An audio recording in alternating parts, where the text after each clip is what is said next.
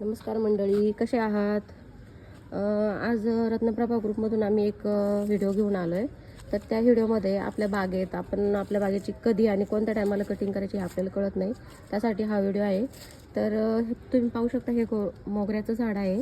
याला पूर्ण प्रकारे फुलं येऊन गेलेली आहेत. आता सध्या याची ग्रोथ पूर्णतः थांबलेली आहे. फक्त हिरवं खूप छान दिसते, म्हणून आपल्याला त्याची छाटणी करावी वाटत नाही. पण हाच योग्य काळ आहे की त्याची आपण छाटणी करायची असते,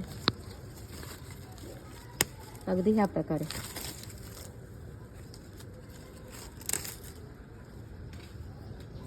खूप छान झाड दिसते म्हणून आपण हिरवळ झाली आपण छाटत नाहीत, पण त्याचा परिणाम असा होतो की आपलं झाड ग्रोथला आणि त्यातूनच फुलंही द्यायला कमी होतं.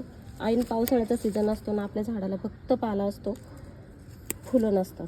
तर त्याला हे कारण आहे की ह्या ज्या ब्रांचेस आहेत त्या जर कमी केल्या आणि त्याचा जर फुटवा वाढवला तर नक्कीच